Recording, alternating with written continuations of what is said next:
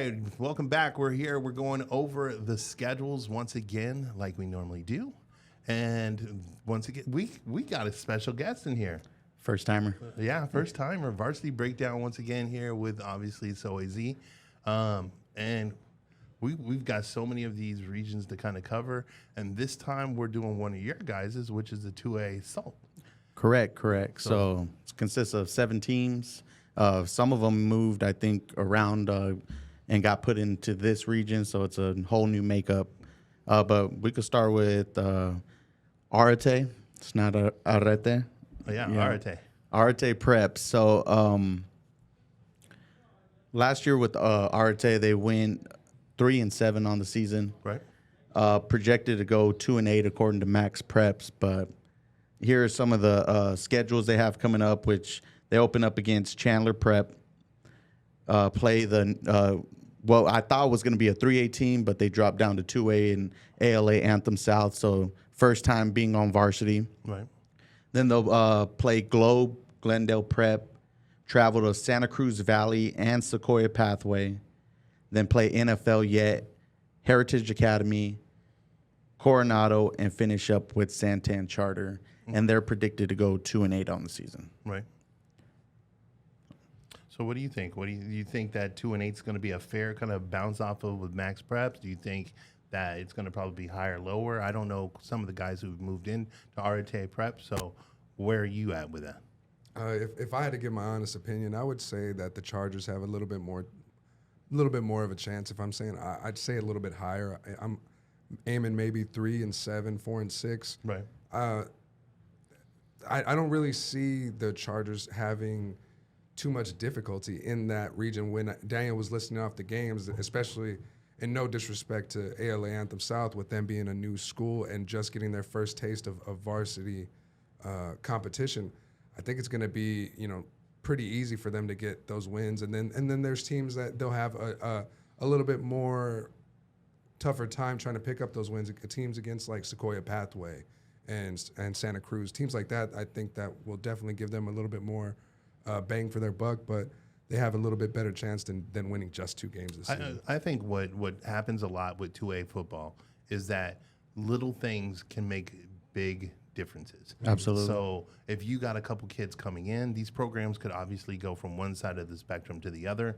And with that being said, I think that's going to be kind of the pattern as we go through this. Who's coming back? Who's going to be returning, and who are those stars? And the focus is obviously going to be running backs, because often what you'll see in the 2A games is a lot of running game. Mm-hmm. The quarterback maybe will play obviously a situation in there as well, which both of those factors I don't know on Arete. But yeah, you're right. I think anytime you put this many teams that are similar kind of together, you could easily get a win that you weren't expected to get, or lose some that you probably shouldn't have. Yep. So I'm looking forward to that. Now, you had Chandler Prep, which is going to be the next one, right? Yeah, Chandler Prep was a team that we kind of got familiar with. Just same with Arete. Chandler Prep currently ranks at 173. They're going to be taking on week 1 Arete Prep, Arete. St. John Paul II, at Highland Prep, Miami, at Sequoia Pathway, Santan Charter, at Scottsdale Prep, NFL Yet, at Santa Cruz Valley, and then finish up with Heritage Academy. So they're projected to go 4-6 on the season. That's for me a place I see them a little bit higher, maybe a 5-5, and if possibly like a 6-4 team. They were a team that kind of came on later on in the second half of the season. Now, were they one of the teams that you were just saying just dropped down? Or, No. They were in the same as Santa Cruz Valley. Okay. They were in the same region, so we know them a little bit better than some of the other teams that we'll get into. But Chandler Prep was a team that it was a toss-up when it came to their games. Right. They would lose games probably against teams they shouldn't have, and actually surprised us and beat a couple teams that like we didn't expect. Yeah. And you'll see that a lot with a few of these other teams. They're either in that 500 or maybe a couple above, couple below. The game that I think is going to be really interesting to see here is the Santa Cruz Valley game. Yes. So when you get Chandler Prep kind of based up on that, you're looking at a team that was Chandler Prep was 173, and then you're looking at Santa Cruz Valley, which was 172. So they're like neck to neck. So it's going to be an interesting battle to see there how much the programs have changed, obviously, through for the off season or whatever the case might be.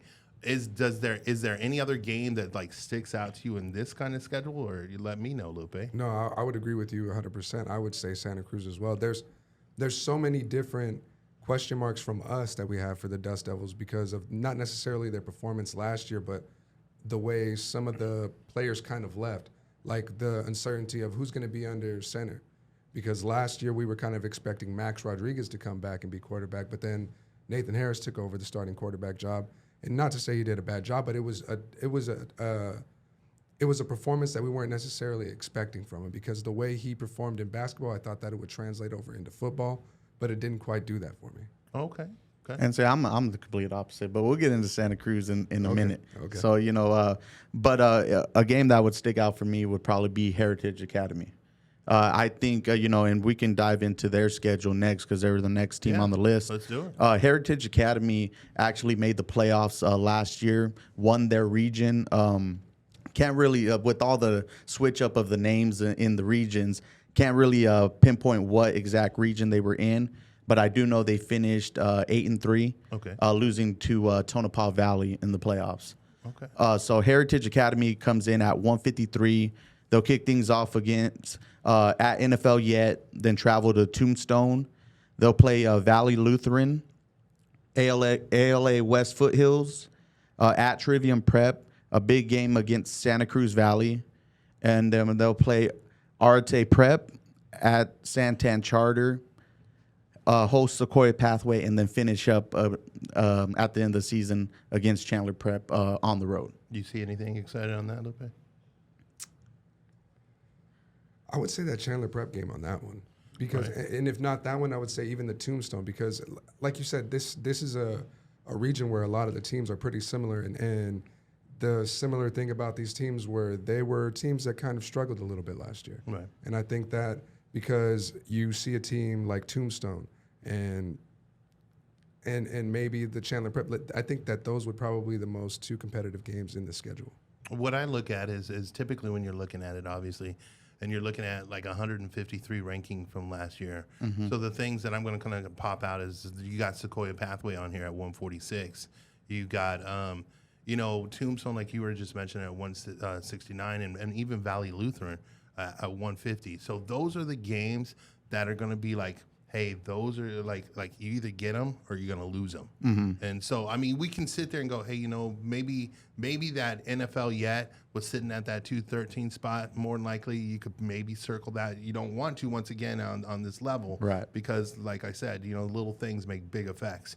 But at the same time, you're kind of still staring at like, hey, this is where we're kind of in this little window. And those are going to be the games that are like, hey, we got to really focus on those. But obviously, the head coach is going to be focused on all of them. Oh yeah, and so they're actually predicted to go 6-4. So they're, according to Max Preps, might drop a little bit. To me, they're one of my favorites when it comes to winning the 2A Salt. Okay. So I'm gonna have them just a little bit higher when it comes to their record. So, and that's just based off of what I was reading up on them. How much higher? I'd say they could go 8-2. 8-2. I'd say 7-3, somewhere around there. Okay, definitely. And I think what I'm really interested to see is the one that's actually comes in this region at the bottom, the low seed, which is actually NFL Yet. So why don't you tell us a little bit about that? So currently NFL Yet's 213. This is a team that is coming over into this region with Heritage Academy. So they've played each other before. They'll kick off things with Heritage Academy, then go play Catalina. Then they're at Madison Highland and at Mini Farms. Then after their bye, they will be hosting Santa Cruz Valley, and then travel the next two games against Arte Prep and Chandler Prep. Then host San Pasqual, travel to Santan Charter, and finish up by hosting Sequoia Pathway. So overall, Max Preps has them finishing 3-7. I believe they had only a couple wins last year, if I'm not mistaken. So they have them actually improving just a little bit. Oh, okay. I think one thing that you always look at this is the travel distance for these 2A teams, and it's difficult in that situation because one thing that I'm also seeing a lot with the regions in 2A right now is the number of teams in those regions. Yes. So you're almost playing all conference games the whole season. So you might get 3. I think that's what they got here is because there's 6. Okay, they get actually 4. So they get 4 non-conference games. Some of these divisions actually they got 8. So they only get 3 teams that aren't in the region. So every game counts. So it'll be interesting to see because what I'm staring at here, they got Arate Prep actually picked or predicted to go 2-8. Yet you got NFL at 3-7. Both kind of being the bottom dwellers of the region, right. The seeds or whatnot. But who do you think here they really got to take? They got to get the wins on. Oh, that definitely has to be Catalina. Okay. I'd say Madison Highland and Mini Farms are kind of at their level. So that can be some toss-up games where I could see them winning the 3 games. But after that, I mean, when you go, San Pasqual, that would probably be why I would consider them to have a higher record. Coach Rivas over there. But yeah, Coach Rivas is doing some stuff which might be really interesting for that. And exactly. That's one of those kind of stories. So it's new coach, new program. And so those would be my top 4 games where if they want to continue to improve their record, those 4 games have to be ones that they need to take. Gotcha. So after NFL and did you have anything or any games that you were predicting on that? No, nothing else on that one? He's like, no. Because I don't. All right, well, the reason why I don't really have anything to say about the Eagles is because, like last year, when we were keeping track of all the teams that we had to keep track of, and then, of course, we had a couple of players that we met through either basketball or other sports that, right. we became fond of NFL and started to keep up with them.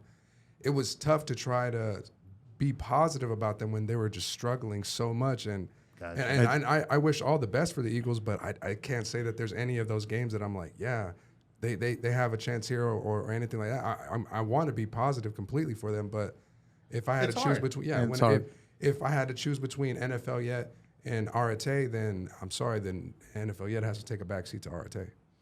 That's valid. That's valid, point, man. I mean, good things to say. I mean, you thought you had nothing to say, and here you go. Pop, it comes out. Next you got coming up is your Santan Charter. So Santan Charter is sitting at 128. They'll have a good opening matchup against Scottsdale Christian, then travel to Valley Lutheran, and then another good game against Santan Foothills, who's the 3A team. At Veritas Prep, at Chandler Prep after their bye. They'll host Sequoia Pathway, travel down to Santa Cruz Valley, and then host Heritage Academy and NFL and then finish up against Arate Prep. So according to Max Preps, they're expected to finish 8-2 on the year. This is another team that has had success in the past. Right. And I can see them being around 7-3, 8-2. Depending on certain games. I mean, I have them struggling against Scottsdale Christian and possibly Santan Foothills, but all the other games, it can definitely be a toss-up for me. Should be theirs. And anything you see on that end? I would say Santan Foothills. Right. Because what I was trying to look up right now, was it against Santan Charter where they had that game where that touchdown that wasn't a touchdown got called? And no, that was Benson. It was Benson. Benson, yeah. So, yeah, definitely I would see that Santan Foothills, Santan Charter game being a really good game, not only just for area supremacy, but there's so much more that goes into it. And I think that obviously the SaberCats are going to have an edge, but I'm really looking forward to that one as well. Right. And I mean, and here's an interesting also thing that I'm looking at here. They got them pretty much predicted coming in. They were the top seed. They're also playing probably one of the more stronger schedules out of the region and whatnot. So, I mean, you're going to have certain games here that they can't let get away from them. But it's really, I mean, you got the Santan Foothill game like you had just mentioned. But other than that, maybe Scottsdale Christians, like you said, which has started out the year actually on a Thursday. Yeah. But being that the other one, I mean, maybe we talk about Santa Cruz Valley because, they could be And they're the next one to talk about it anyway. And I'd say with Heritage Academy and Santan Charter, Santa Cruz Valley is probably my next hopes to win the region. They can be number 2, number 3. I know you got that yellow left. Hey, well, you know what? I mean, the family is from there, so I can't sit there and talk too bad about them. No, but they come in actually with the toughest schedule in this region. So they're sitting at 172. They'll open up.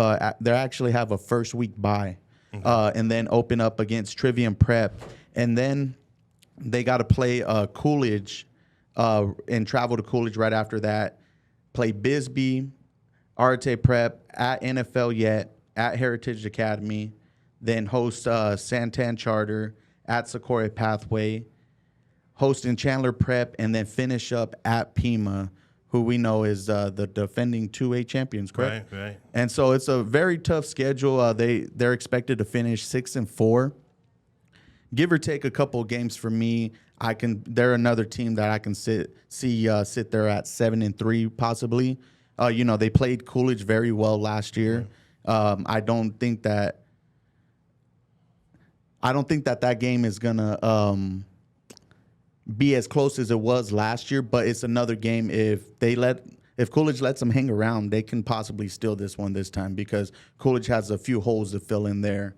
And that game is going to be played in Santa Cruz, isn't it? No, at Coolidge. Oh, it's going to be. You also get that return Bisbee dropping. No, they're not return. That was Benson, but like Bisbee always comes in and does some interesting stuff too. Mm-hmm. And it's really interesting because the thing that really makes their strength of schedule is that last game against Pima. Yes. So it's not that it's evenly distributed across the whole schedule, but playing Pima coming in, it ranked obviously at 27th in the state. Will kind of juice up anybody's schedule. Oh yeah. So you can't sit there and be like, well, which I agree with you because obviously it is the highest strength because of that though.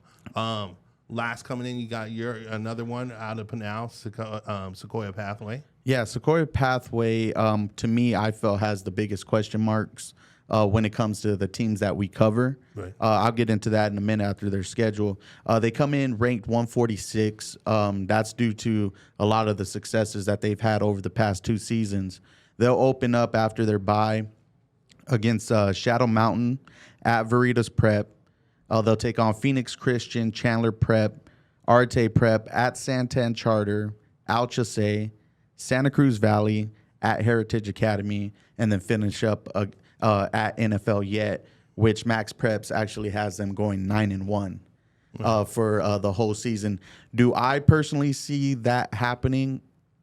Due to some of their offseason transfers and Coach Donnie is no longer the coach there as well, I feel that they have gotten a lot younger than what they would have been coming into this year if they didn't have the transfers. I mean, Norian and Kyrie Spanks, which are their 2 biggest stars on that team, have now transferred to Casa Grande. So there's a lot of holes to fill when it comes to Sequoia Pathway. So 9-1, I don't think that will be their record at the end of the season. I got them going a little bit lower, maybe a 6-4, 7-3 type of team. But it like I said, there's just the question marks of who they have to fill those holes.